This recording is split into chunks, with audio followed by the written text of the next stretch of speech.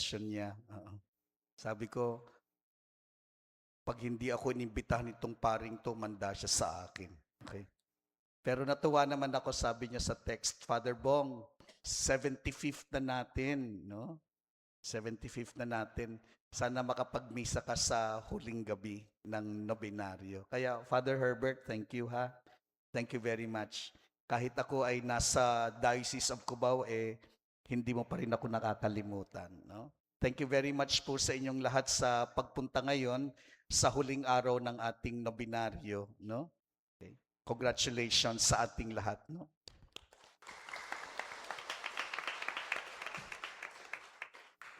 How time flies, no? Okay. Dati-rati nakaupo lang ako diyan ng sakristan, no? Ngayon nag-celebrate na po ako nung January ng aking 60th birthday, imagine. Okay?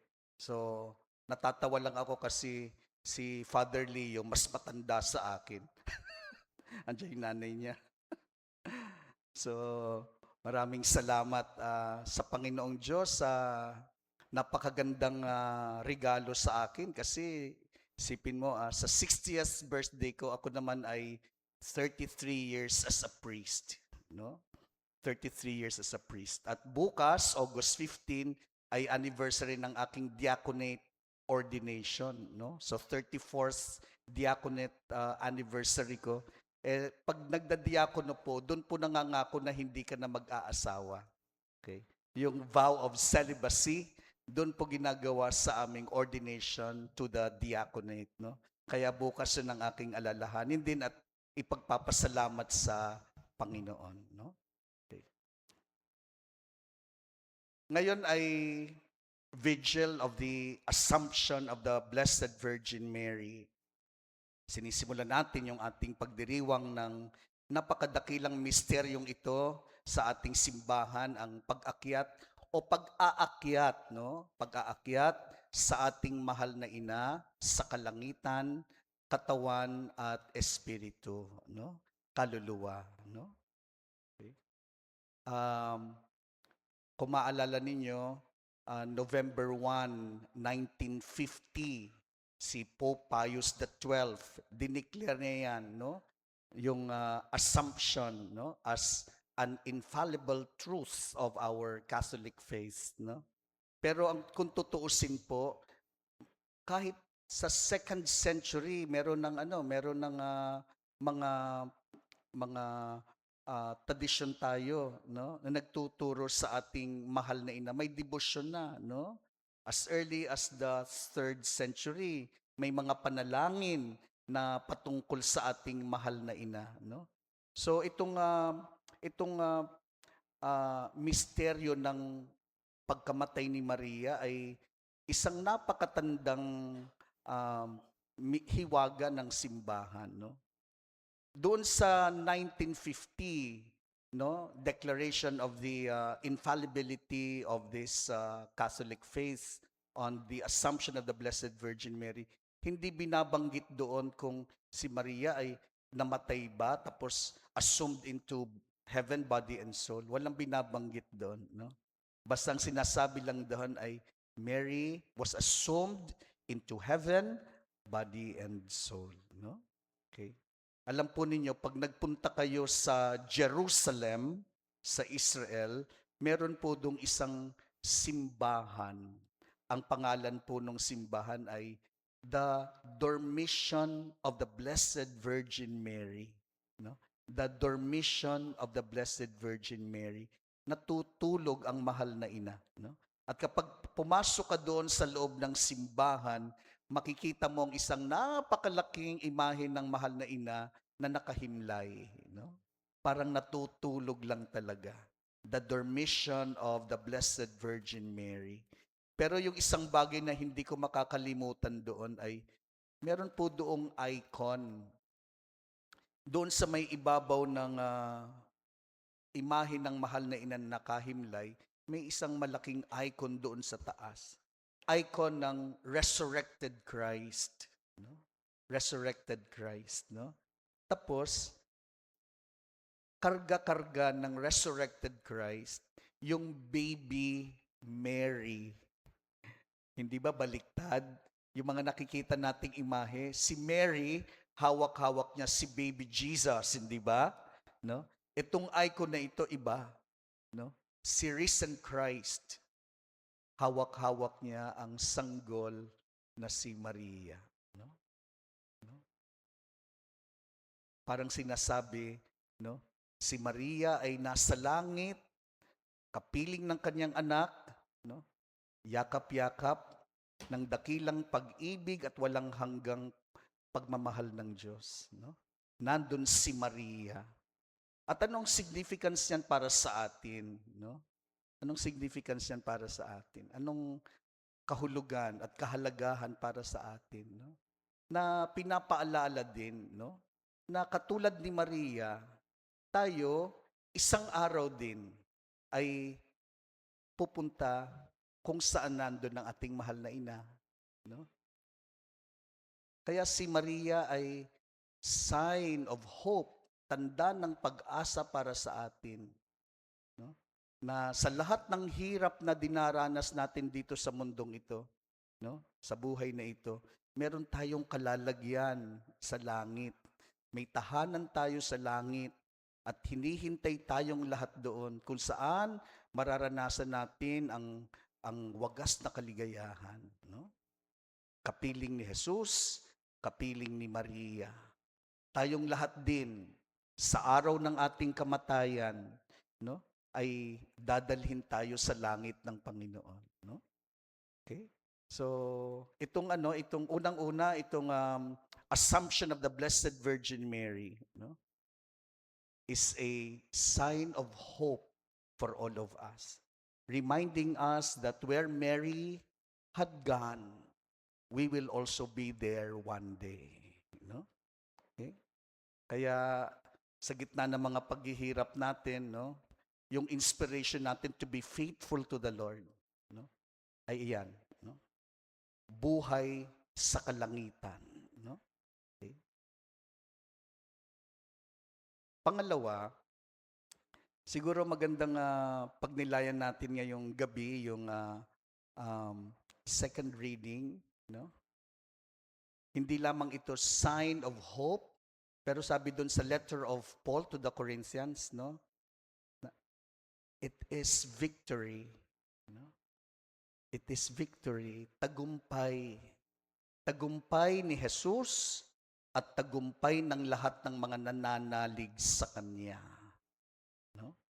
Kung narinig po ninyo yung first reading natin ngayon ay galing sa kwento ni King David at may kinalaman ito sa Kaban ng Tipan, the Ark of the Covenant, no? Narinig natin sa first reading, no? Si David nag-organize siya doon sa event ng paglalagay ng Ark of the Covenant doon sa tent doon sa kanila sa Jerusalem, no? Sabi doon si David, no? Tinawag niya lahat ng mga pari, lahat ng mga anak ni Aaron, no? At sabi doon, maghanda kayo. Gumawa kayo ng malakas na ingay, no? Umawit kayo sa Panginoon. At lahat sila'y naghandog ng susunuging handog para doon sa Ark of the Covenant, no? Ang presensya ng Panginoon sa kalagitnaan nila, no? Okay? Ark of the Covenant. Hindi po ba pag sa rosary, yung litany of the Blessed Virgin Mary, anong sabi doon? Ark of the Covenant. Mary as the Ark of the Covenant, no? Yung Ark of the Covenant ay sisidlan ng covenant, no? No? Sisidlan ng tipan, no? Lalagyanan ng tinuturing ilang presensya ng Panginoong Diyos. Di ba naalala po niyo yung si Moses sa bundok, di ba? Pinagkatiwala sa kanya yung Ten Commandments, di ba? Yung stone tablets. Doon nila nilagay yung stone tablet sa ark. No? At kahit saan sila pumunta, kahit sa labanan, tinuturing nilang yung presensya ng Panginoong Diyos. No? Kaya pinagkaingat-ingatan nila yun ang treasure nila. No? At yung ark ang sisidlan ng presensya ng Panginoon. And that image is also being used for Mary. Mary as the Ark of the Covenant. No? Nabanggit niyo kanina doon sa gospel reading, hindi ba? No? May bumati kay Jesus, sabi, napakapalad ng inang nagdala sa iyo sa kanyang sinapupunan. No? Diba? Alam ba ninyo, sa shrine ng Our Lady of Peña de Francia sa Salamanca, no? May isang image doon ng Blessed Mother Mary, no? Yung original image ay nasunog, no? Nasunog 'yun, no? Pero inipon lahat ng mga naiwan, no? Kasama doon yung imahe ni Jesus. At nilagay doon sa loob ng bagong imahe, sa sinapupunan ng bagong imahe, no? So how symbolic, hindi ba, no? Paalaala sa atin na si Maria, ang Ark of the Covenant, no? Nasa kanyang sinapupunan ng ating Panginoon. At tayong lahat din, katulad ni Maria, ay tinatawag na maging Ark of the Covenant. Na sa pagkatao natin, lagi nating dadalhin ang Panginoong Diyos. Tayo din ay tinatawag na maging sisidlan ng Diyos. Sisidlan ng Panginoon. Kaya sa buhay natin araw-araw, no, pag nakikita natin ang bawat isa, no, sasabihin natin, sisidlan yan. Sisidlan yan ng Diyos. Temple of the Holy Spirit. Di ba? Hindi lang si Mary ang tinatawag na Ark of the Covenant. Lahat tayo, tinatawag tayo maging sisidlan ng Panginoong Diyos. No? So, tatanungin natin, paano tayo magiging sisidlan ng Panginoong Diyos? Ano sabi doon sa gospel reading natin ngayon? No? Sabi ng babae, mapalad ang ina na nagkarga sa iyo sa kanyang sinapupunan. Pero sabi ni Jesus, ano sabi ni Jesus? Ano sagot niya? Mas mapalad ang taong nakikinig sa aking salita at isinabubuhay ito. Mapalad ang nakikinig sa salita ng Diyos at isinasabuhay ito. Sa ganong paraan, tayo ay magiging sisidlan ng Diyos. No? Na sa katauhan natin, no, makikita ng iba ang pag-ibig at awa ng Diyos. No? Pag nakita ka ba ng kapitbahay mo, sasabihin sa iyo, yung taong yan, sisidlan ng Diyos. Dahil ang bait-bait niya. No? O pag nakita kayo, sabihin, ay nako, yan naman yung bruha. Napaka-chismosa niyan. Okay. Okay. Wala nang ginawa kundi,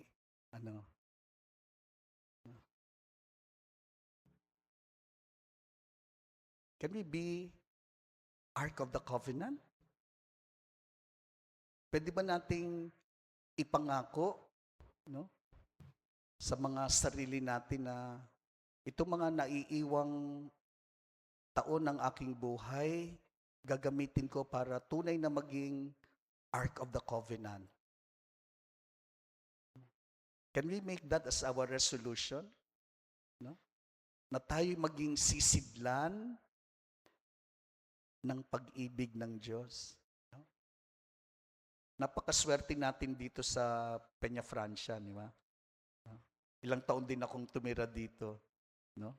Dito ako pinanganak, 1966. Tapos, lumipat kami sa Quezon City. Okay. After 10 years, bumalik ako. Kasi may sakit yung aking lola. No? So, nanirahan kami dito. 1976. Namatay yung aking lolo at nung following year namatay yung lola ko, no?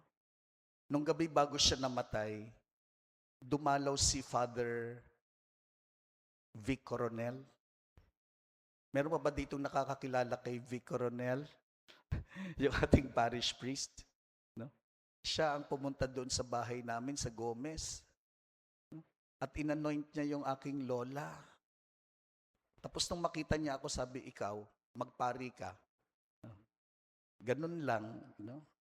The following year, nag-apply ako para maging sakristan. Tapos nung sakristan na ako, lagi niya akong sinasama dyan sa Columbian ba yan? At sa mga misa dyan sa labas. Kaya sabi ko, ang sarap pala ng buhay ng pari, kain ng kain. Kasi lahat ng events may kainan. Tapos isang araw sabi niya sa akin, Bong, pasok ka sa seminaryo. No? Pasok ka sa seminaryo, tutulungan ka namin. Naalala ko si Father Vic, no?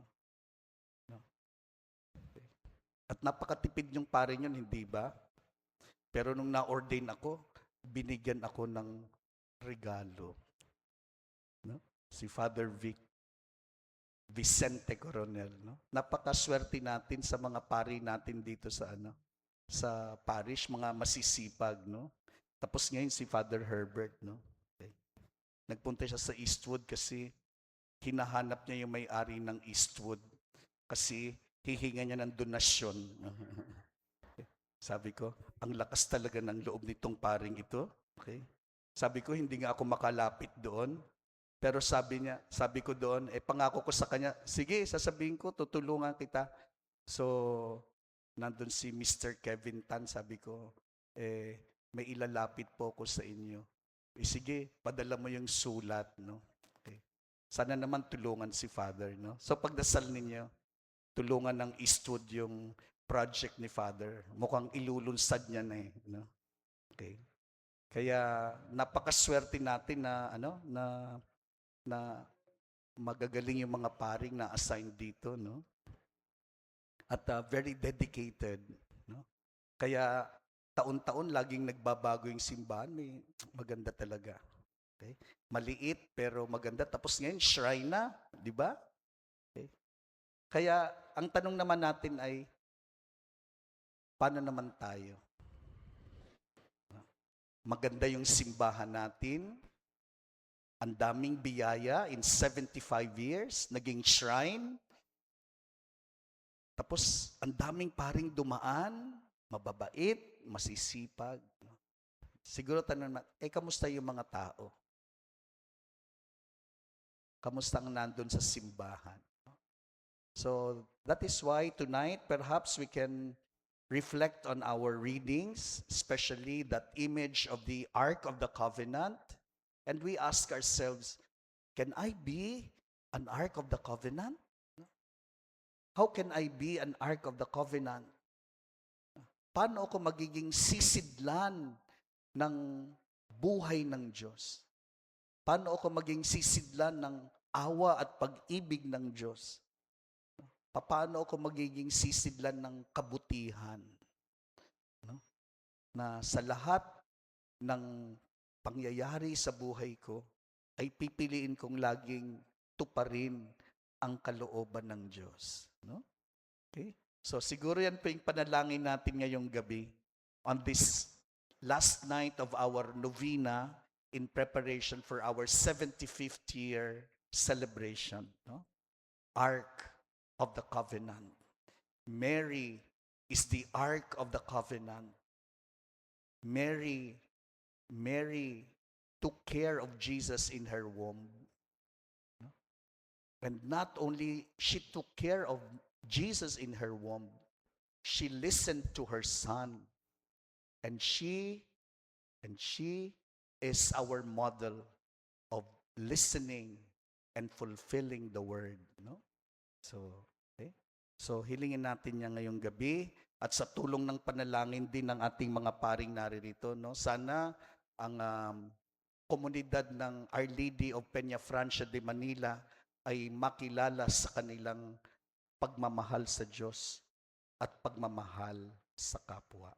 Amen. Magsitayo tayo at